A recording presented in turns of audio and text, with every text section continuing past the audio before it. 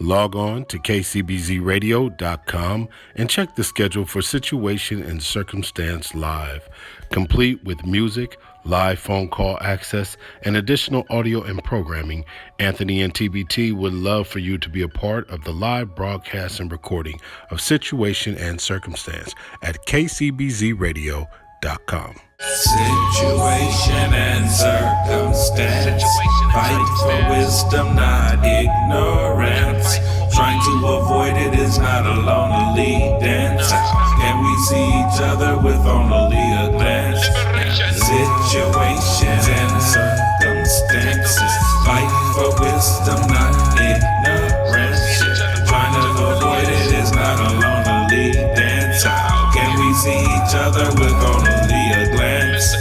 Cake mixing, race mixes, matrix, kill the witches, 3 digits, made of 6s. Once again, we're back. Oh yeah. Once again, welcome to Situation and Circumstance.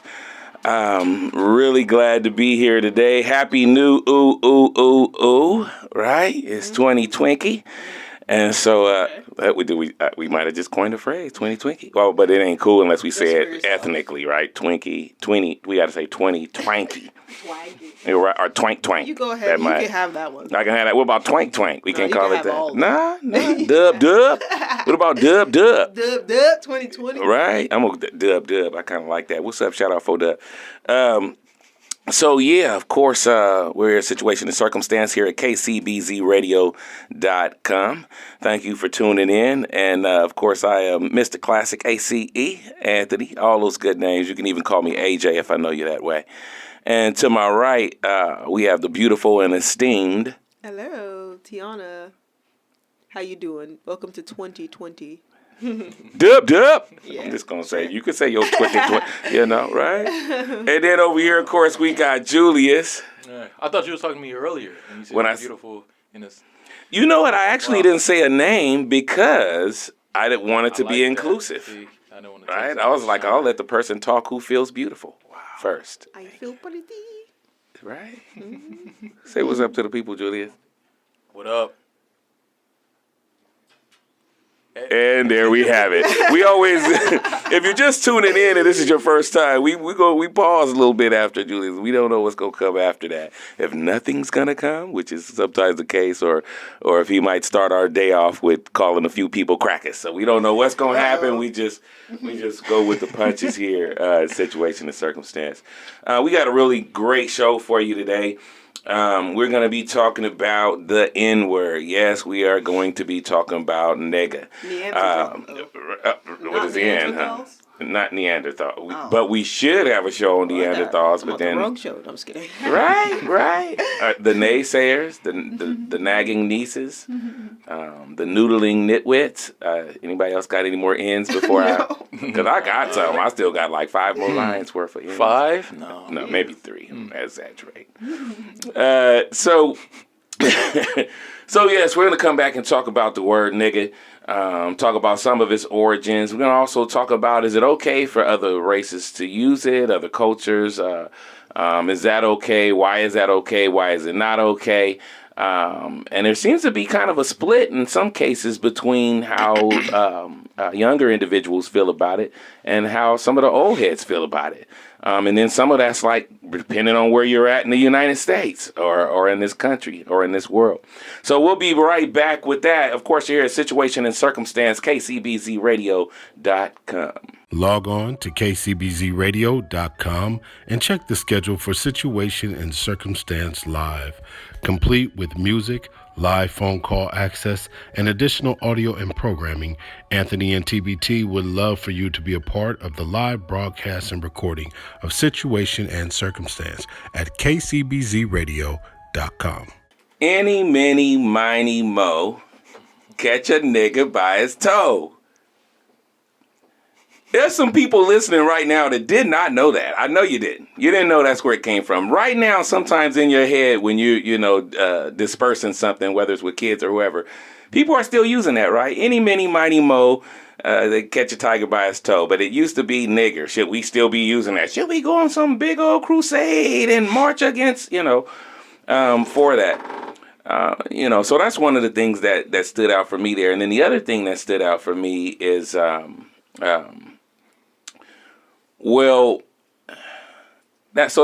was a clip from CNN, and that was in I believe that was in 2013. And it also baffles me that people still don't start it correctly, right? So people that have had the ability to be afforded quite a larger education than I have are still taking this word nigger and or nigga, and I of course know that there's a distinction between the two. But they're still taking it back to Negro, or they're taking it back to a Latin word, Negro for black. And then even with the origins of, or the so-called origins of NIG, they're still saying, or NIGG, or either of those two, they're still saying, hey, it stems from this word meaning black. And so just real briefly, I want to make sure that you guys don't fall into that same hole of stupidity, because who wants to be in a stupid hole, and who wants to be in there with a bunch of other stupid people? This will be hard for you to get out of that hole. So it comes from, so when we look back through, a lot further than just the Latin reference, we have NGR, that was pronounced Inger, and it meant God, right? These are just words that were similar, that these kinds of words came from, right? It was one that was NTYR, pronounced Netker, and that meant God, and it meant divine. And then in Ethiopia, we had Nagash, which meant king. We had Negus and Negus, which meant emperor. We had Naga from the East Indian Nubian, and it just meant Nubian people. It meant people of color. And so when we go back, the further we go back and the further we dive into the origins of this word for real, right, then we start finding out that all of the meanings meant something really superb. Right, it meant great things, king and God, and one is if we kept going in there, means sun god, Necha, all these different words that meant something pure and beautiful or godly and these kind of things. So I just want to make sure that the listeners know, it does go back further than just it coming from the word Negro. So there's that. Shit. So there's that. Oh wow! And from the Shittite. That's what. Right. Yeah, okay. Which doesn't mean king or God or none of those words that we just said, but still has a meaning. And then the Germans took that and the German crackers and ran with it. That's what they did. I wanted you to say. I'm just trying to get Julius to say cracker for us one time today. No, I don't want to have a show. No, none of that. Well, no. Let's talk about it, right? He got to say cracker. Because you got to say your feet. We give meaning. We give words power, right? We give symbols power. The crackers in Germany, they took the swastika, and now we can no longer use the swastika. That was a religious symbol before, right? But we always relate it to death, Nazis, to xenophobia, all of that stuff. But that was just less than a decade that the crackers in Germany did this thing. I'm hella immature, so you keep saying that, and in my head I keep saying, like he's saying house or cat, dog. He's just it just rolls off the tongue. It rolls off the tongue like how we say nigga. And it's like you got German chocolate cake, and then you got German crackers. So to me, it actually sounds like a thing, like German crackers. Have you ever tasted those with your soup? Anyway, go ahead. The point is, we give words and symbols power, right? So it doesn't really matter how it was used; it's how we're using it now. And it did obviously have a bad meaning, and it can still have a bad meaning today if somebody misuses it, right? If they abuse it. Jay-Z, he was talking to Oprah, and she hates it. She hates hip-hop. Well, at least she used to, but she really hates the word nigga. And he was like, well, if somebody came up to me and was like, boy, come here. You can't get rid of the word boy. So it's how it's used in that instance. If you use it to harm people, of course. But if you use it as a term of endearment, like, oh, that's my boy right there. Ooh, them boys. We them boys. They have a song, We Them Boys. No one's like, we them. Yeah, right. Right. So it all depends on how you use this word. Do you use it? You know what? We're not talking about crackers, are we? No. I use it. I I use them both. I use cracker and nigga. But you know what? The reality is that it. Well, so I went through a process or a stage with it, but Want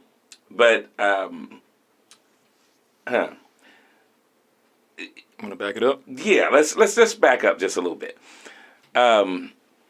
So okay. Part of the thing that's happening now is I heard you earlier say Oprah, and I was certainly eyes glued to the TV when she talked to Jay-Z because, like many people, I also heard you say, of course, Oprah hates hip hop, and just speaking slightly to that, I do remember the me a long time ago that was really upset with Oprah and Bill Cosby and all those guys who Lawrence Tucker or whoever she was, all these different people. Dolores.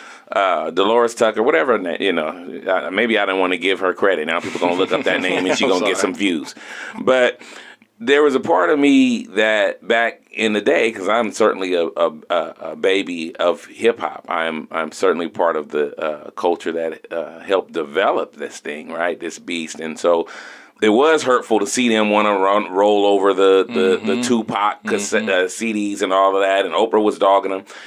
And certain people were dogging them for quite a bit of time, too, because Oprah dogged them all the way till, what was that, in the late 90s, I believe, or the mid-2000s or somewhere in there, early 2000s, or late 90s. 2000s. Ice Cube did this show called, what was that show? Eric, you remember that show with Ice Cube, and he had produced it. It was Cube Vision, and it was white people were painted and created to look black. Oh yeah, and then they black talk about their experience, and they go to the grocery store, and they're like, "Oh." To experience, so both races were painted the opposite. Yeah, we'll look up that name and let you know. But he had that show out, and it was doing well. It was a good show, and Oprah had everyone on her show, or quite a number of people, I should say, from that show on her show to talk about it. But she didn't have Ice Cube. Because Ice Cube still represented this guy that was part of NWA, Niggas with Attitudes. Black White. Black White is what that show is called, Black White. So it's probably somewhere where you can stream it or look at it. So I remember all that to say, I remember all of that, and then I seen it you had all of a sudden, did you really have an epiphany when you got with Jay-Z? Or was it... you finally learned, Don Cornelius and several others had to, that music is progressive and it's going to take you where it's going to take you, and so you had to accept it. I don't know. But when I think about different things that she's done for different people, I'd like to assume the goodness about her and believe that that she just finally seen the light. Having said that, when she had that show, she was talking about... she told Jay-Z about how she felt about that word nigga and how it stems from nigger, and then all the things associated with that, right? But even her, with all her money and all her intelligence, didn't take it back further than that. Because if we take it back further, it does something different. How far should we look back at it to use it to decide how we see it now? Because the word nigga comes from those comedians, right? Initially, Richard Pryor was the biggest advocate, but it didn't start with him. If we were going to give that credit to somebody, we'd have to give that to Paul Mooney, because he wrote quite a bit of Richard Pryor stuff. But even Red Fox and some of those, they were like, hey, we're going to take this word. Richard was just the most vocal, and he had the biggest platform for a non internet social media environment. But yeah, so he said, we're going to take this word nigga and we're going to learn to appreciate it in a certain way and take the power out of it when other people use it. So that's kind of that part of how I got introduced. Then it moved into hip hop. Then all of those parents that grew up that were the same age as Richard Pryor and all those that said nigga all they wanted to, all of a sudden hip hop came out and it was like, these youngsters is using the word nigga. And then they start hating hip hop as if it started with it. Right? But that's just my rant and rave on that. I just want to make sure, if we're going to go back through the history, nigga, N-I-G-G-A, has a different origin than nigger. But both find themselves, what I think is interesting is nigger circle back around to nigga, which we then said means like my partner or my homie or my loved one, right? So did we did we kind of full circle it back to when it meant godlike and Well, all those it things? could mean plenty of things, not just my homie, my partner. It could be like that. It could be someone who did you wrong to. It could be you're an authority figure. It could be like people who band together and act to resist. Like in the case of Niggas with Attitude, NWA, that was like a group of men who were resisting, and so they were therefore niggas with attitude. They were niggas. They weren't just using that as a term of endearment. Yeah. That's true. Very true. And But I also say that I personally say it for also if someone's acting up too, which could be a bad thing, but I'll be like, niggas gonna nig. Did you say niggas gonna nig? Right. Like so I hadn't heard somebody's that way. running late or And crackers gonna crack. Oh my God. We going there. Niggas go nig, crackers go crack. Niggas gonna nig? Which is something even Niggas gonna nig. That sound kind of right too. Niggas gonna nig, crackers gonna crack. Niggas gonna nig. Go to diet. Well, and then it's also used as expression a different way, right? So it also means wow. Like something happens. Wow. And you be like, I'll show you because clearly you right, like nigga, what? Like you drop, you So somebody true. stepped on your foot and it hurt, nigga. You ain't calling him that. You like, wow, did that really happen, nigga? Right. So these are a lot of interesting facts. Once again, you're here at kcbzradio.com, Situation and Circumstance. I want to shout that out. I see that there's a couple of people hitting me up on Facebook right now. One person they could have just posted it, but they sent it to my messenger like, I don't want everybody to know I asked. But they say, are we trying to make the word... Are we trying to make the word okay again? Are we trying to make the word okay again? It says. Technically it says, are you trying to make the word okay again? When has it stopped being okay? Or when has it started? It's never been okay for you non-black people, I'll tell you that much. But for me personally, as a black woman, it's something that I was born into. Like during the 90s, I was a toddler. So it wasn't like my parents who were like there during, or even you, when Richard Pryor was using it. I'm trying to gauge your age. I'm not trying to age you did kind of like you. I like how you backed up. I don't think that you were like an adult during Richard Pryor, but like Right. he definitely had way more influence on your life. I consumed some Richard Pryor, but that's because my dad consumed it from his grandmother, and so it's not like it's different when it comes to our parents. Our parents were in it. I was a toddler when Niggas with Attitude and all that started popping off, but coming from an impoverished neighborhood, it kind of was just like ingrained in my lingo, and it was never not okay for me to use it. It was kind of just saying like, it's like saying hello, and it was just like, this is what we use, this is how we speak. It's like, in my community, this is how we talk, and I understood not to say those things outside of my community because no one would understand it like our people understands it. Right. And then as I got older, I began to understand the origins of the word and why we use it, and all the more reason for me to want to use it. Honestly, it never made me feel like I should not use it. I felt like I had every right to use it or not use it. That's like you have ownership of it. Like Exactly. it was. That's you explained that perfectly. That's 100% how I feel about it. Like I and/or we own it and own the decision. Who's Black we? people. Right. Who's we is absolutely the question, and we're gonna get to that question a little bit later. They're like, "What was that?" That was, "Ooh, what's going on in KCBZ radio? Licking and tasting and humming." No, okay. We always say something sexual on this show. We are.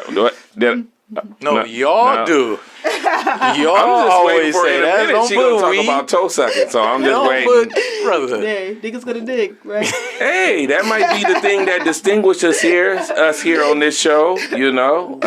Cracker, toe sucking, and I don't know what mine is Cracker yet. is But Oh, you just said it.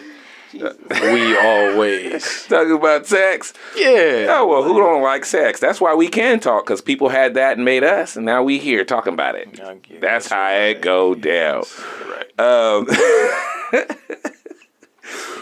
And so, wait. Got another question? Good morning. If you Where are you calling from? Good morning. If you use the word nigga and you are not black, is it okay? No. Next question. Straight up.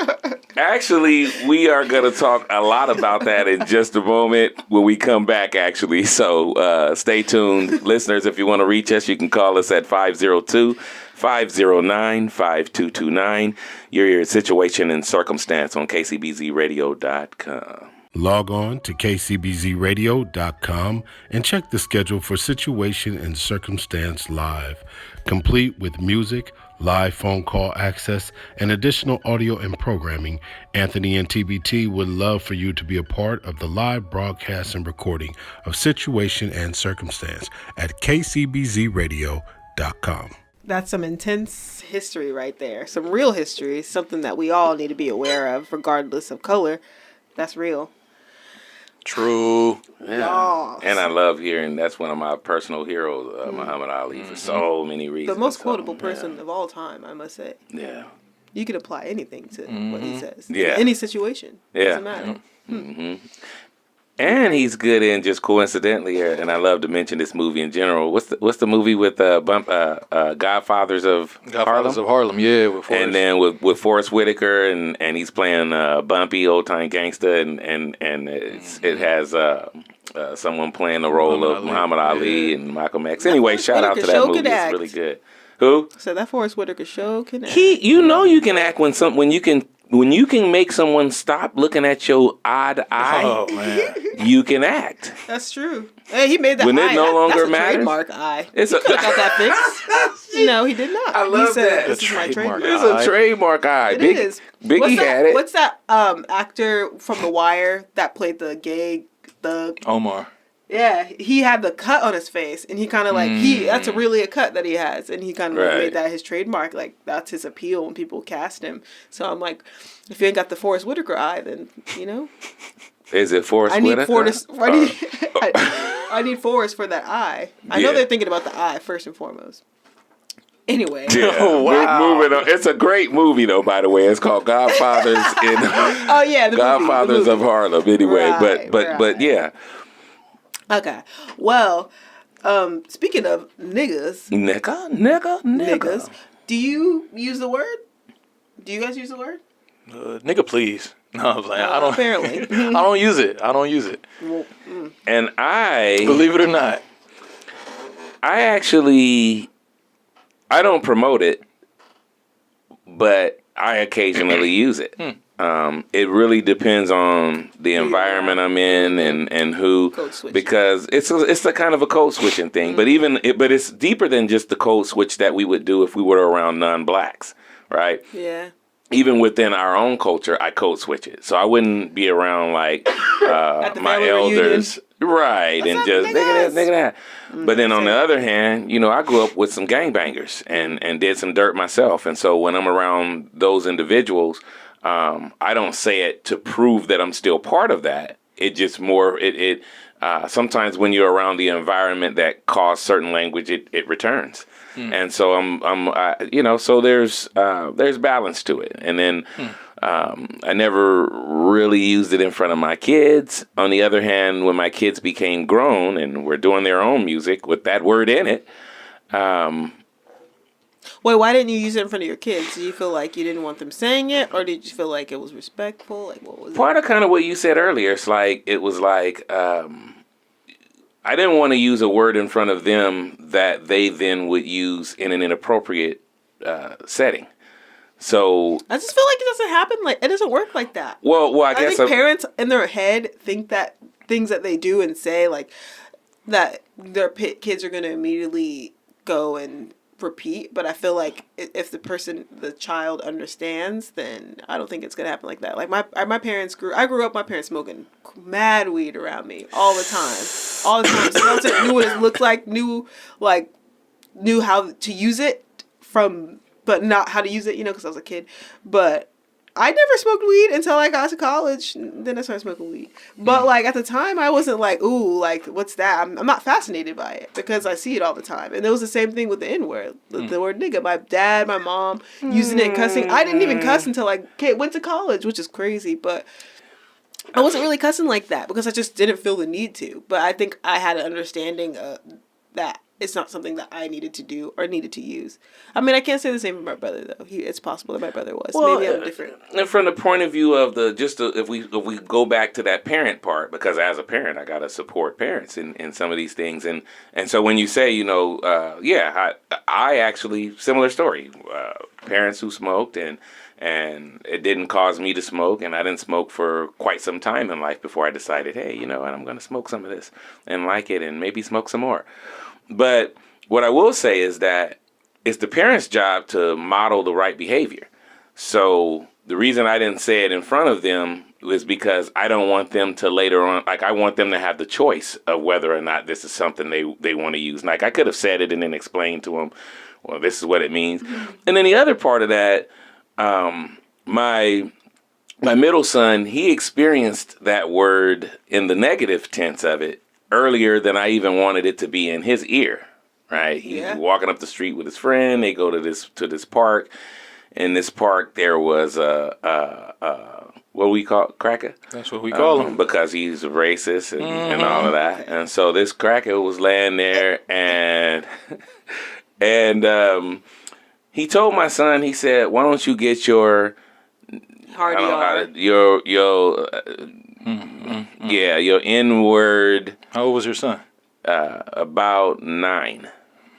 ASS back to the house. Man. And then he called and he said, and the girl that was with him, she was 11, and he said, take your yacht with you. Right? How old was this man? And he was probably like grown. Well, he looked like he was about 50 something. I would have shot this man. So he probably was 40. Don't say that on the Lord have mercy. Hey, some things, it was handled in whichever way it was handled, but this was the first time my son had heard the word. And now it caused the conversation that had to happen behind this word that I didn't even want to have right then. So part of not wanting to use that word in front of them also is being age appropriate for when is it the right time to have this, when is it the right time to have the conversation with your kid about they could get killed by the police easier because they're black. As young as possible. See, right? But so those kind of things. And see, because you said you occasionally use it, but you don't promote it, correct? Right. I do the opposite. I don't use it, but I do promote it when it comes to black people. Because I have a nephew, he's 9, similar situation. He's 9, but we had this talk when he was 8. And we had to talk on, he heard a kid, non-black, at his school say nigga. And he asked me. He knew that didn't feel right. He knew it didn't feel right, so he came to me. Black soul said, "Huh." Mm-hmm. He was saying and said, "Nigga, please," but he didn't say it out loud because he had to ask me, "Can I say this?" Yeah. So we had maybe an hour talk, man, and I said, "You can say it," and he's 8, right? So this is a year younger than when this happened with your son.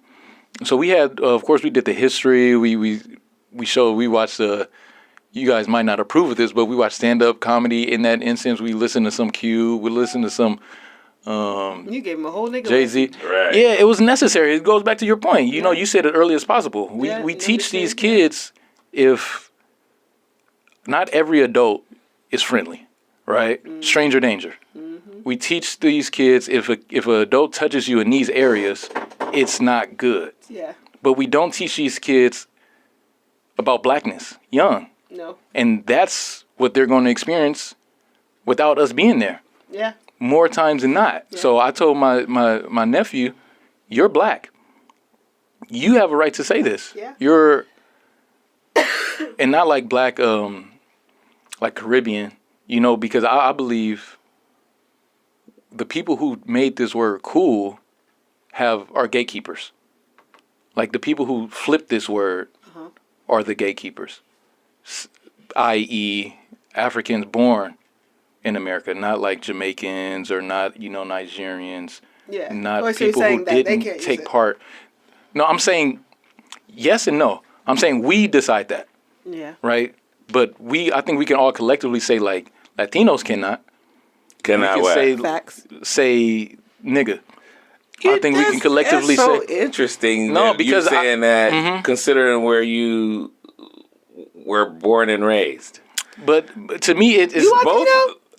Stupid. What? Is this a lot of Said you Latino? You Latino? Where No, you born and raised? California? No, but I'm saying, but you were born in the Bay. Yeah. Right? And so in the Bay Area, like, this is why. And so for two reasons it feels kind of strange. Mm-hmm. For one, it feels strange because of your particular age and you're saying it. So not in an ageist kind of way, right? Yeah. But in a way of like more people your age allow so many other cultures to say it from my experience, right? And that's a bad thing. I've been in And a place then- where I've allowed other cultures to say it for sure. And not looking back on it, not proud. Right. But And for me, so I moved to so depending on listeners, depending on where you're at, Bay Area. When we refer to the Bay Area, we're talking about Northern California, Oakland, San Francisco, Vallejo, Richmond, any of the places out here, San Jose. If I skipped you, it didn't mean that we meant to miss you. And so when I moved to the Bay, it was about 94, 95. And I remember I went to Hilltop Mall in Richmond. And when I went into that mall, mind you, coming from Southern California. So when I went into that mall, the first thing I noticed was some non-black, but also non-white people saying nigga, right? They were actually Asians. And they were like, I believe, I come to find out later that they were Filipino. So I'm not trying to lump everybody, but they were Filipino. And they was like, nah, my nigga, this and that. Oh, nigga, she was this and that. Oh, nigga.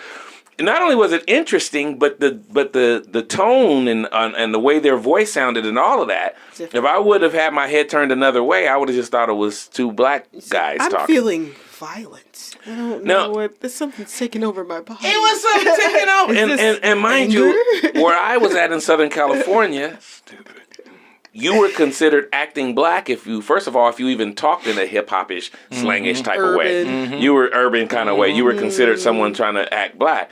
Let alone were you able to use the word nigga, and everybody had their space and their place, right? If you were Mexican and you lived in Southern California, you kind of talk like this, yes.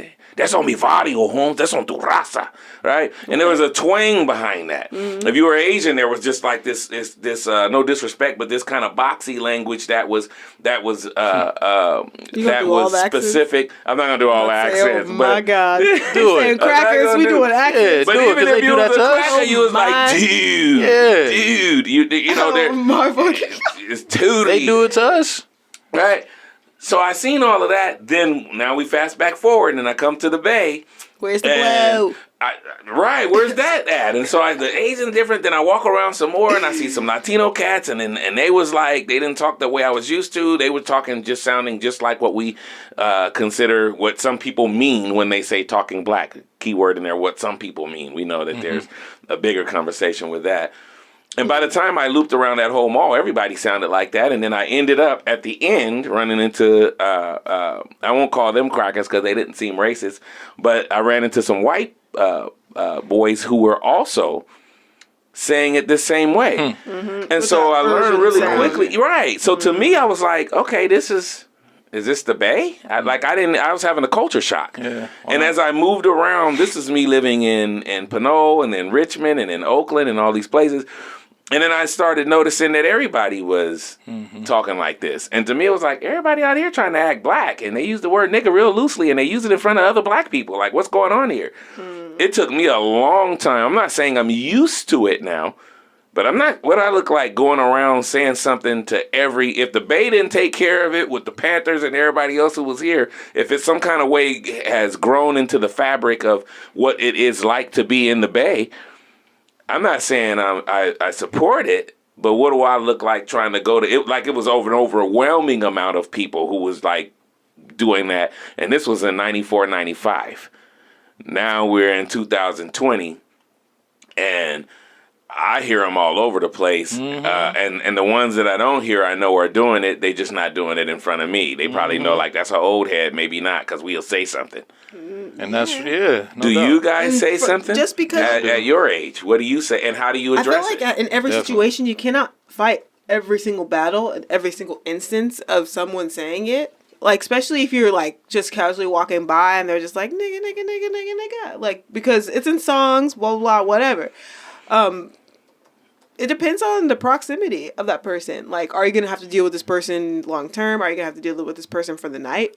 And I feel like, or for a few hours. And I feel like if you're going to have to deal with the person for at least an hour, it's worth mentioning. But if you're just passing, like, you can't fight every battle because that's like a habit that's most likely been formed over their lifetime that you cannot break by that one conversation. And maybe you can, but it's not likely.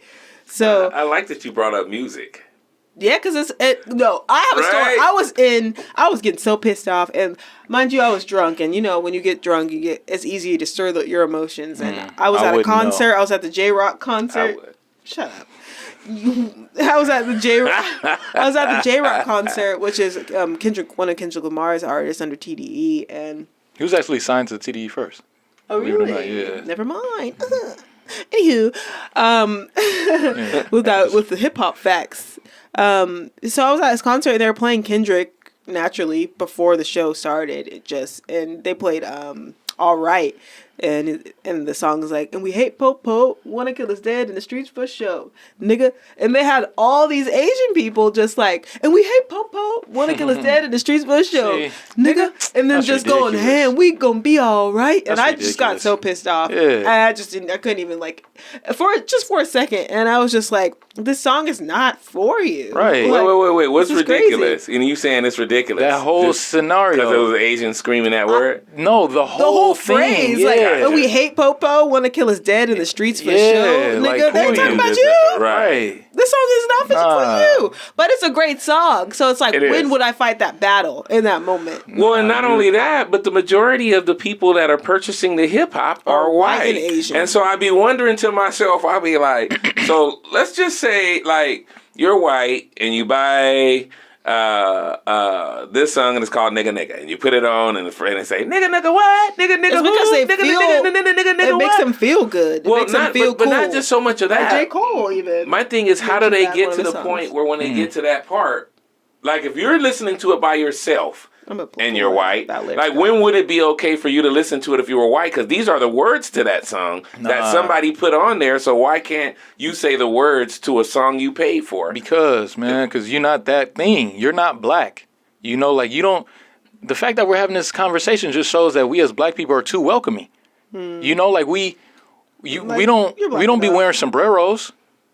That's exclusive to the Mexican. We do sometimes. Well, okay, and they look foolish. And we will. Yeah, we will. Do you collectively see, are we having a conversation on black people doing things that Latinos do? Or doing things that Asians do? Or doing things that white people do? But we don't say, but we don't, because we respect that. Well, they don't respect our culture. That's why we're having this conversation. No, we can't. No. We just don't. That's not something that, because we're so good with ourselves that we don't want to be them. Like Paul Mooney said, everybody want to be a nigga, but nobody want to be a nigga. We cool with being niggas. That's us. I hear you. We made it cool. That's our appeal. So when they want to do it, it's like, just hip hop is multicultural. No, that's hip hop culture is black culture. That's not to be confused. So anything that we do, although there was some Latinos right in the mix of that, and I just want to shout that out. There was some Latinos, specifically Puerto Rican, I believe, that were right there in the beginning stages of hip hop. So I just want to shout that out. I wonder if they were saying it. Well, people. The weird thing about it is, if Felicia Rashad said "nigga" on the show, nobody would give a. They'd be tripping like Felicia Rashad, the Cosby wife. She said it, but nobody would be tripping. But then, what's her name? Jennifer Lopez said it, and people had an issue. Now, the reason I brought up both of those two people, because I know, first of all, a lot of black people, if they know who Felicia Rashad is, they respect her. Mm-hmm. But she's not black. She's Puerto Rican. Just like... Is she Afro-Latina, though, or is she... I'm not sure, but I do know that she's Puerto Rican, and so is Jennifer Lopez, and one just happens to look more like the African side of that Puerto Rican, and one a little bit less. So I just wonder about that. None of them. Yeah, but we I don't know how to say this cat's name. I think his name is Masego. Masego. Uncle Sego. Uncle Sego. That's what some people call him. That's his nickname on Twitter. But he's amazing. He's apparently, we'll find out. We about to play a joint Queen Teens. He plays the saxophone on this track, by the way. Sax. Okay, I play the sax. He's dope. He plays a gang of instruments. How you know? Cause I'll play the sax, I'm y'all. not confident. So let's. A lot of people. I taught Sego. Is it good? Let's hear him. He's Queen good. Teens, this is about black women. Log on to kcbzradio.com and check the schedule for Situation and Circumstance Live, complete with music, live phone call access, and additional audio and programming. Anthony and TBT would love for you to be a part of the live broadcast and recording of Situation and Circumstance at kcbzradio.com. Freedom Flow, man. We got Freedom Flow right after our show at 9 o'clock with Repertoire. Freedom Flow. Freedom Flizzo. That's when I want to add Freedom Flow now. Just let it shine through.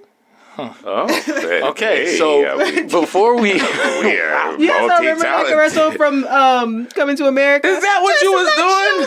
that was a horrible. Yeah, that was my rendition. rendition. His was horrible man. already, and you did. How do you do a horrible rendition of a horrible rendition? Answer that. Well, we just did. It's true. That answered it. You know what it is. We still love you, You know what it is. Hey, we got different talents. Wow. Oh my God. Y'all stay tuned after it's Freedom Flow.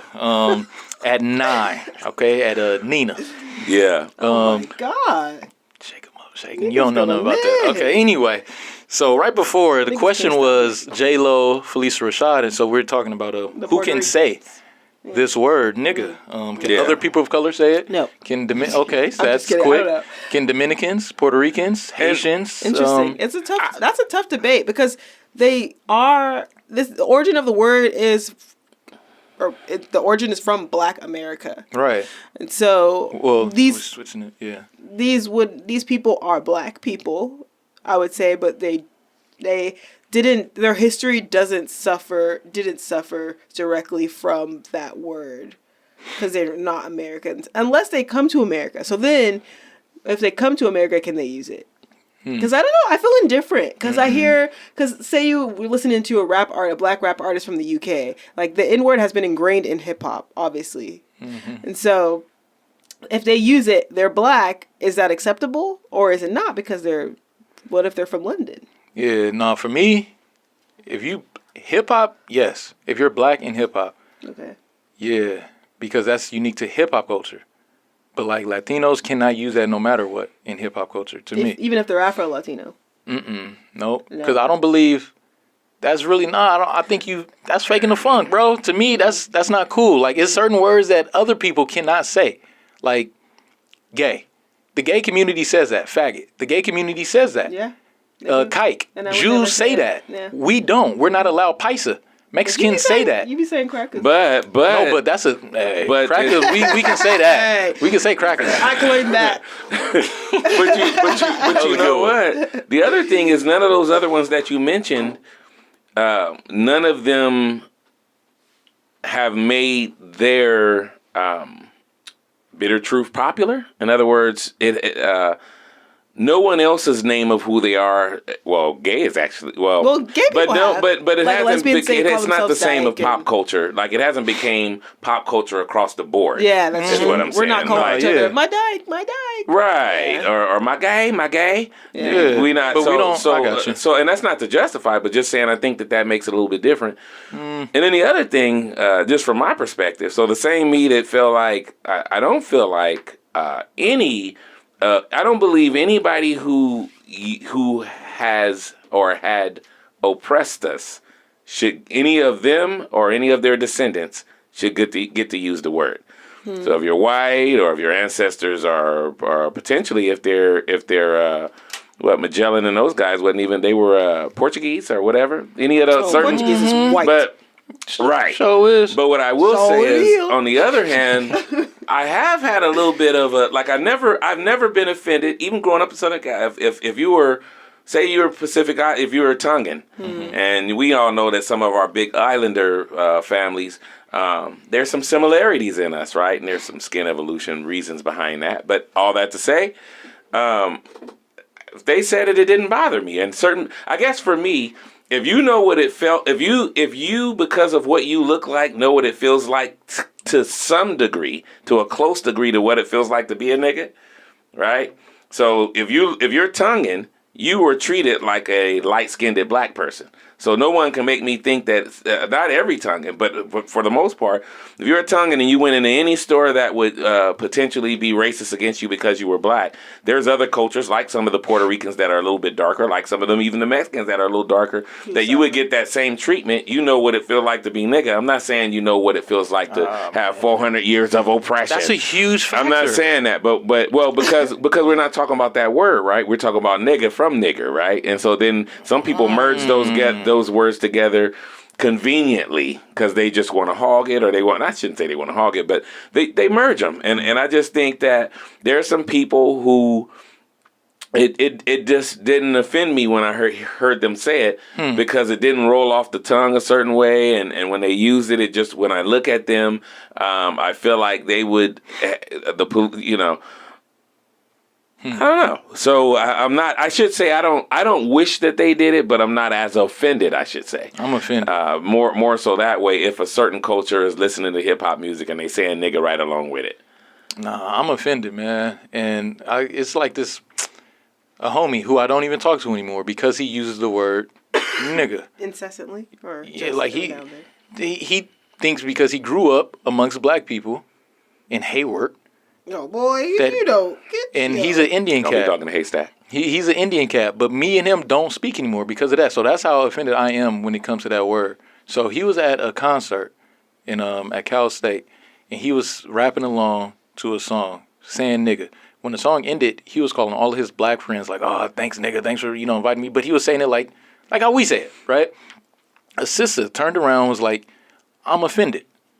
Can you stop saying that?" And he was like, "Huh." Yeah, so he stopped saying that. Nice. Right. But he didn't stop saying that around me. But I'm the one, no. See, he didn't quit saying it around you, and you asked him to. Right. So when she said, well, I was at a concert, and all these Asian people saying it, it's like, of course, pick your battles, but every time you see something wrong, you have the right to check that. I'm not saying, like, go out and just say hello to my little friend, and you just shooting, 18 people, but every time you want to call out injustice or something that's oppressive, do it. Mm-hmm. Like, and you have that right to. Nobody should be like, "Oh, you bugging out," or "Oh man, here you go again." Like, nah. I think that I do have every right to call it out when I see it. I just think I made the personal decision to do it based off of how long I'll be interacting with that person. And I met a guy. I was out with a group of friends at First Fridays in Oakland, and we were just hanging out. And this one Mexican dude comes up, and he's just hanging out with us. Never met him before. He's shooting all types of niggas everywhere. And it just he gave me the vibe that he was saying it because I was there, and he was trying to be cool, and he was just trying to be appealing. And so I told him, I was like, "Hey, I just said you gotta chill on that N-word." He didn't know about your toes. He didn't know about the toes. Oh my god! You better ask somebody. But I was just like, "Hey, you gotta chill on that N-word." And he said, "Nah, nigga." That was his response. And in that moment, I could have went crazy. I could have went bad, but I didn't. I said, "Okay, I know where you stand." And that's all I said. And then I just kept on walking, and he got increasingly embarrassed about himself, and he just was like, "I'll see y'all later." And he just dipped off from our crowd and split apart completely. Because I made the conscious decision to let him know that it wasn't cool, and he did what he wanted with that information, and I spoke my piece. And then he felt guilty, he felt embarrassed, so then he decided to remove himself from the situation. I'm like, go think about that for a while then. But where is I guess my question is, where is our responsibility in it? We have a responsibility. And here's what I mean by that. Where's our responsibility for making it cool? Well, that's what you want to say it? Where is our responsibility in all the effects of it? So in other words, that guy that you mentioned that's saying nigga, he didn't just start saying it when he met you. No, he didn't. No, he grew up around, like he said, he grew up around other black people where it was okay. Yep. So when I say where's our responsibility in it, and then should every rapper that has a song that's bought by white people who are singing all the words tell those white people that they shouldn't buy their song? They should say that y'all can't see it. Anime. He said it on his Tiny Desk. Have you seen his Tiny Desk? You know that song? He said, "Don't buy my thing. Find us out. That song. Oh my God, that's my baby. Anyway, he went on Tiny Desk, and Tiny Desk is out at the NPR studios and Right. perform it in front of a crowd of people. Yeah. And so he has a part in the song where he says nigga, and he literally stops and says, "And if you're not black, don't say it." And he incorporated it into the song so it flowed with the beat. I mean, and that's it. And so it's just like but he made it again- known, like he appreciates those that consume his music, that purchase his music, and can appreciate his music, but you can't say it if you're not black. You can't say that specific word. Move on. Choose another word, or don't say it. Yeah, man. It's easy. It's easy. Don't say it. It's like an unspoken code. You know, like there's words that we just don't say, man. Like how you say you don't say it, you wouldn't say it like at a family reunion. Towards gay people. Right. I would never. And you said you don't just be at your family reunion, just be like, but you say it around the homies. It's an unspoken. We know it. So we got to teach these white people, these Asian people. No, they choose to overlook that. They want to be accepted with us. They think but they think it's accessible. good. Yeah, but if we know not to say a cuss word in front of our moms, they know to say not a cuss word in front of their moms. Mm-hmm. They just don't see nigga as a cuss word. I certainly don't agree with the guy that disrespected you and used it. So I certainly don't want to sound I'm just not at all. Yeah, not supportive of that at all. Going back to like your responsibility, that's just that part. Yeah. I think we do have a responsibility. No, matter of fact, we don't have a responsibility. I mean, how do we exercise that responsibility? I guess is more to the point of what I'm saying. Like, yeah, we have a responsibility. I think it's more. But how do we exercise that? I agree. For us, like we can call it out when we see it, but it's on them to have enough respect for our people and our culture not to do it. But why would they have that respect if they grow up with someone that looks like all four of us or three of us? If they look like us and they made them feel like it. No, but what I'm saying is, they grew up around somebody opposite and they made of us it feel that like have it was made okay to say it. For all the and they're in their early 20s and they've grown up into that and somebody made them feel like it the entire time. Yeah. While I understand okay. that, they don't get a pass. But I can be understanding of them being raised around it and saying and it being natural for them to say it. Like for me, it's natural for me to say nigga because I grew up around it. I don't see why it would be different for someone else who also grew up around it just because they're not the same color as me. But I feel like at some point you gotta accept responsibility for your actions. You gotta grow up. Yeah, I do hear that. How ignorant can you remain your whole life? Man. You know that cat? I think I'm butchering his name, but Tanishi Coates. I don't know. I thought it was Coates, but I don't know. I never heard it. Him. We all know who I'm talking about. But he was talking about that word, and he was saying when he calls his dad's name is William. He said his homies call him Bill. And they named him. He can't call him Bill. Right, he said his girlfriends, when the girlfriends are at the house, like his wife's girlfriends, they say the B word. Mm-hmm. He can't walk in them and be like, "Hey, B words." That's their word. Mm-hmm. He shouldn't feel comfortable saying it amongst them. Yeah. And he said, men know not to do that. Men know not to do that. And he said, if he's like walking on the street and a chick comes up to him and be like, "Hey, babe," no, his girlfriend, his wife can call him that. Nobody should feel comfortable enough to call him babe. No, the son should not feel comfortable enough to call his dad Bill. Unless others made him feel that was comfortable. That's the only part I'm adding there. At what age, what maturity level do you have to be like, this is not they do that, but that's not me. You know, like I'm not. But your wife calls you. She has a nickname for you. I can't call you that. I'm mature enough. Okay. Right. Don't you call me that. I won't. I'm going to feel some kind of way if you call me what my wife called me anyway. That's the point. We feel a way when non-black people call us what black people call us. That's the point. And but I get that. We got a question. That they've been ingrained. It was comfortability. We got a question coming up. Sorry. Yeah, can I ask you all a question? Go ahead. So, how do you feel talking to each other in front of those that should not use the word?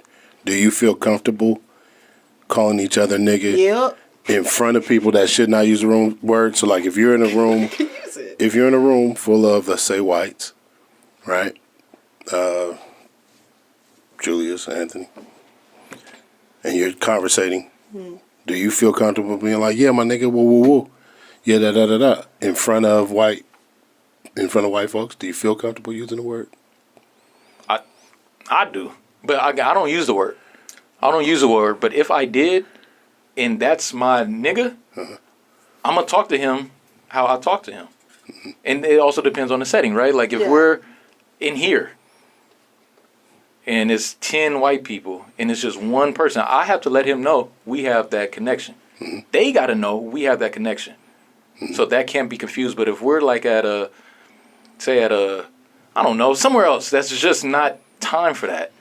I wouldn't say it. It's not that I'm uncomfortable. Mm-hmm. It's just not the right time for me to use that word. What do you mean by not the right time? Like I think it's a time and place for everything. Mm-hmm. You know, so What would make it not the time so say if for I'm that word? And then I still wanted to hear your answers. so say if, and I don't believe there's And rules to like going to a church, but say if we're at a church, right? And I see the only other black person. I'm not about to be like, hey, my nigga, come over here, sit next to me. Why not? Because I just don't think that's the right time in setting for that, for anything. Like I'm not about to be like, hey, homie. I'm not about to be like, hey, boy, come over here, sit next. I'm not about to do any of that thing that I would do. Say if I'm at, Like, hey, Jeffrey, come over here and sit next to me. I probably You wouldn't call say by his anything. name? No, Okay, I that's probably what I'm wouldn't say wondering. anything Okay, that like. yeah. But if I'm at like a concert and I'm around all white people and I see him sitting down there, or if I'm sitting down there and I'm like, well, hey, nigga, come sit next to me. Yeah, you know. But yeah, we don't have to be uncomfortable. I would never be uncomfortable saying something that I say any other time. But you don't say that. I do not. Mm-mm. Back to you. What's the question? Would you feel Specific- uncomfortable using the word in front of others that should not be using the word, primarily whites, in front of those that you say shouldn't use the word? Do you feel comfortable using it in front of them with someone else?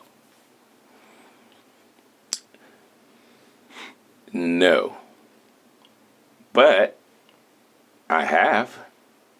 So You have used it or felt I uncomfortable? mean, I have felt comfortable. Okay. In other words, like, so, you know, and here's where, for me, here's where age kicks in, right? So there's, as a teenager that used the word, I was kind of like some of the teenagers we criticize right now for saying too much in front of people. But the difference was I grew up in a generation that we respected our elders and different things like that. So there's a lot of words that would have been that word would be lumped into words that were considered inappropriate for a certain age bracket to use, right? And so if you were under 18, you wouldn't, those words are something you would say with your partners and your friends, but not, and so that would be the answer. No, at that time I wouldn't have felt comfortable. Then there was a period of time where, but that's in front of my elders. But then if it was just white people and I was walking with my partners down the street and I was about 17 or 18, I probably would have, I'm sure I would have been saying it. And I would have had my boombox and I would have probably been screaming a nigga song to the top of my lungs. Breakdancing. Yeah. And so, you know, and then even passing that to when music got real gangsta in the early 90s. You know, I would have been singing those, and then even if I wasn't singing them, I was driving into somebody's neighborhood with it blasting out of my car. So I was still supporting it out loud in that way. And then, you know, then I got a little older, and not just that word, but certain words in general, I began to feel like they were inappropriate to use in certain areas, just because of, not because I was, more so because of what I thought, the stereotype that I felt like I was feeding into if I was using that word. So somebody that used the word nigga, you ghetto, you hood type of thing. And so me being one of those people that wanted to not appear that way depending on what was going on, you know, if I'm going for a job or different. So, you know, the code switching thing, just all of that. Yeah. There's so many factors that play a part in there when it comes to that. And then when I look at myself right now, again, I don't, I said, I don't, and earlier I said I don't promote it. I think I should have a caveat to that. I don't promote it. However, I do promote it in the sense of those using that word to find out more about their lineage, using that word to find out more about who they really were in the past, who were these people that were using it before, and learning about where it came from in order to know more about who you are and all these different things that way. So in that sense, I would promote it to maybe in an educational or in a learning in that kind of way. Otherwise, I wouldn't promote it, and I never really been one to fight the fight for or against it. I just know I'm uncomfortable when white folks say it. I just know that feels some kind of way. Even in hip-hop? But even in that way of like boy and those kind of things, all of those I feel some kind of way. And you got older white men that don't mean no harm at all, that understand white privilege and some more stuff that might be saying boy because they call every younger male than them boy, not just you. But if they say it to me, it is it's gonna strum a string. Now I may not say nothing because I might know him well enough to feel like, okay, I know that's not what you meant. But even then, I'm gonna later on say, hey, just in the future, I don't really appreciate the boy thing. You know, I'm gonna still You gonna say it like you use that voice. I was using that voice. What you say? Okay. You don't have to whisper. Sound like a Lupita in Us. Right. So I don't know. It's an interesting phenomena. I don't even like. Where do we go from here with it? Like to me, it doesn't feel like. I don't see if we've allowed. Again, I came out here 94, 95, just the Bay. So how many places like here did they adapt it being okay for all kind of cultures? Like I suspect New York they've probably been different races have probably been saying it for a while. I suspect like Florida is probably like that. Different places. So how? And if it's been like that for the last 20 years, so that there are actual, it's an entire generation and a half who grew up into it being able to say it. I don't know where can we go from there? I feel like we haven't touched on. We touched on people who've grown into it and say it, but we haven't really got a chance to speak on those who adapt it because it makes them feel a certain way. Or it makes them feel cool, and like how comfortable people feel embracing Black culture, being on the outside, and how we don't really do that as often with other cultures. So I'm just thinking, what is it about Black culture that makes people feel like it's so accessible? Like I can grab this and I can adapt this so easily. Like, what is it? Not just because it's a cool thing, it's a pop culture, but like what is it about Black culture that makes people think like I can grasp that and I can adapt that without any consequences? Because I'm not sitting here and, like you guys said, like wearing a sombrero or a dashiki. Yeah. Like, Ridiculous. Because I don't completely understand it. And I don't know. It's just interesting. I got a sombrero and a dashiki. Ridiculous. I'm just saying but I don't wear them together. I'm sure you understand the history behiund the dashiki. And, Right. You did your homework. Earlier when I was referring to the J. Cole lyric. Why you got a sombrero? He has a song. I don't know why he got a sombrero. He has a song called 1985 on his KOD album. And he talks about rappers, these pop rappers. Huh? George Orwell. Go. Oh, okay. He was talking about these pop rappers, and then he has a line that says these white kids love that you don't give a F, because that's exactly what's expected when you're skin black. They want to see you dab. They want to see you pop a pill. They want to see you tatted from your face to your heels. And somewhere deep down, F it, I gotta keep it real. They want to be black, and they think your song is how it feels. And so like yeah, I remember that. Yeah, like that's an intense part of the song, because like you really focus in on it. And that's what I think about when I think about those Asian people at the J-Rock concert talking about, and we hate Po, wanna kill us dead in the streets for sure, nigga. Because I'm thinking, are they really killing y'all like that in the streets? Like, right. And even if they are, like this, you know who he's talking about, or do you know who that he's talking about, or do you really feel like this is me, this is my life? So. Is our culture that accessible? Why is our culture so accessible to other people? Come on. Oh, we not our culture is so accessible. So here's the other part. Like, live with this. You're black. Yes. So what that means is that forever. So first of all, if everybody on this planet, with the exception of maybe some Neanderthals or people with that bloodline, but ultimately, if everyone comes from people that are dark skinned and or variances of dark skin that look phenotypically like us, right? Nose, lips, hair, all that stuff. From way back, if everybody's race essentially derived from those early Africans, right? Then to me it's an easy answer. And I've known for quite some time. It's if you're first, you're the innovator. Okay. And so no one else has a choice but to follow you. Like, this is anywhere we've been oppressed and honored in the way, and I use the word honor loosely, honored in the way of, they say, flammery or copying is the greatest form of, and mimicking is the greatest form of flattery? Of flattery, right? Yeah. So we think, like, even before my day, a little bit of my day when I was a little kid, but white people and Jewish and all those were growing afros or trying their best to. And before that, they were wearing dashikis too. What? If we go, there's never been a time where things that we were doing, they didn't copy us in wearing slave attire, right?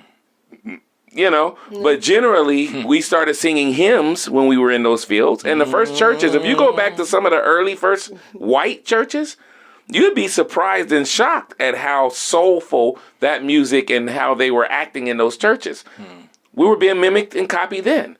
There's not a time when we weren't. So I think it's easy for us, and I'm just saying this out loud because it's true. Been accessible then. This culture has always been accessible. You just ask older white folks how they feel about Motown and what they were doing when Motown was at its epitome. Everything black except for black people. I know. Right? Tap dancing and that being invented by, to some degree, by people who were speaking with the drum and them being not able to speak through the drum anymore once it was discovered that that's what they were doing. And so the same thing that they were doing on that drum, they started doing with the taps on the feet. That's a whole history of tap dance to come from. It's always been appropriation and taking things that we've created. And then even before coming here, when Europeans finally got a foothold in Africa, and when all those what's the other ones were Herodotus and which is the guy where the word history comes from, all those Greek and Roman and all, when they were doing all of that, what do you think they were doing over there with those early Egyptians who were dark skinned? They were mimicking everything that happened, and they even stole. Watch this. You know the two people who've robbed Africa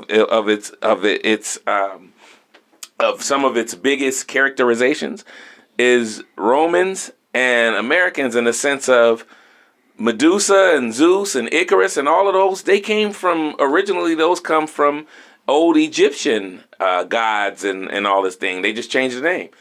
Well, that's what DC did with Superman and the early ones, Superman and Wonder Woman, I think it was, and Flash, that early group of superheroes they first came out with. They got those from Egyptian stories and Swahili stories and African tales. So there's never been a point in time where we weren't mimicked and copied. True. But how do you, and when you say, well, we're not doing that to them, well, we were first, so we're used to not doing it. We're used to innovating. But then you flip it. It's in our culture and our blood. Because now, I don't even want to go on that topic, but... Go on it. What, assimilation? Yeah, like assimilate, like respectability politics. You know, it's like, say, like the way you talk, the way you dress. The traditions or the behaviors that we have, I would credit it to really the NAACP in 1909 when W.E.B. Du Bois came on the scene. And the NAACP was created by two white people and a brother. But the Talented 10th, it was like, hey, we go get the most educated black people to do this thing. So respectability politics doesn't work out for black people. It's to mimic white people in hopes of being integrated or assimilated into their culture. So we look foolish doing that. We look foolish when we try to do what they do. Oh, I know. It's not natural. So when they do it, when I hear a white person say nigga, I'm like, you look stupid, like you look foolish. When I hear an Asian person say it, I don't care where I'm at geographically, you look stupid doing this thing, as I would look stupid. KRS-One predicted it in the 80s. What did he say, Eric? He said, pretty soon we have white folks calling theyself nigga. He said that was going to happen. He said this in, what was that, in 87? Was that with My Philosophy? Was that the album? Somewhere up in there, yeah.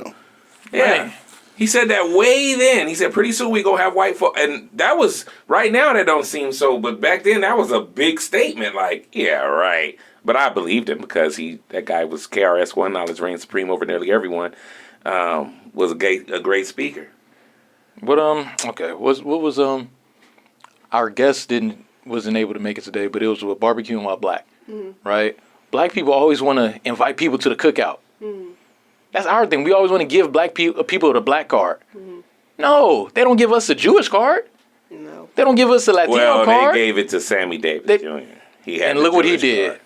Look what he's hugging Ronald. Give me a hug, Ronald. Come on, man. He did get He over here get the card, shucking and jiving. We the only ones. That's my favorite. We the only ones wow. that give those cards out. We the only ones. We're so inclusive, and it's cool. Like, we have hearts. We have a moral compass. I dig the heart of it, like where it comes from. But at a certain point, back to the KRS-One, it's like, what are we gonna own? Everybody wants to own our culture. We are letting them in the gate. We let them do that, and then we get upset.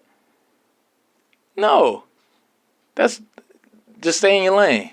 That's not too hard. Like, you know, I wish like they would have stayed it's not in too hard. their lane. Because I just feel like, what do we do now that they have not? That's my only thing. I wish they would have stayed in their lane. I wish nobody would have took the word. I don't wish everybody would have felt comfortable using it all around the place. But my thing is, but they have. So what do you do? And I remember my cousin Cheese, he'd always say, this was way back when I was more actively fighting that fight. And he'd say, like, yeah, you wasting your time fighting that fight. There's so many bigger things than that. Mm-hmm. And so, so there's a part of me that always remembers that was said. No doubt. But it doesn't mean it is important that we continue to voice these things and bring them up so that people that are listening to this show and listening to us as we, go through life celebrating our liberation in this way, it is necessary that they hear this conversation just like they're hearing us say the word. I think that's important, and this is probably one of the ways that we assist in governing something that we own and don't absolutely understand its power and meaning, in some cases ourselves. And with that, every second and fourth Tuesday, we all are in that sweet spot of perpetual metamorphosis layered with perspective. All over the world, there is a situation and circumstance. And as always, we promise our listeners that we will continue to make beautiful mistakes. We embrace the opportunity afforded by our ancestors to speak, whether right or wrong, weak or strong. We be learning humans working on liberation and scaffolding a meaningful and fair existence for all. Till next time, my netches. Uhuru.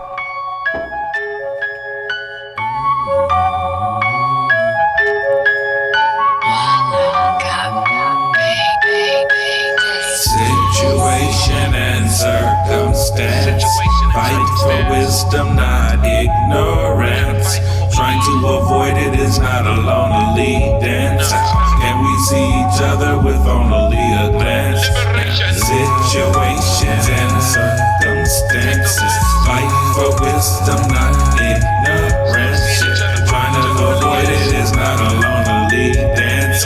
Can we see each other with only a glance? Cake mix and race mixes, matrix, kill the witches, 3 digits, made of 6s, KKK or white privilege, old spirits, blood riches, real hatred, fake forgiveness, skinny image, fat problems, I don't really know how we solve them, gods made us, kings gave us, to enslave us, castaways on railways, underground dark web pages, Marvel heroes, connect the zeros, connect the pharaohs, bone marrow, Egyptian princes, dark and ancient, preserve the patience, black and Haitian, white and Asian, British coaches, eat crustaceans, ocean roaches, Illuminati, inject the bodies, GMOs, drug hobbies, Aboriginal, Pan-African, old biblical, reincarnation, hip-hop playlists, vocal rangers, sexist wages, sex changes, the game of life, bullets fly, ruin nights, players clueless, kids' rights, humans fight, nature loses.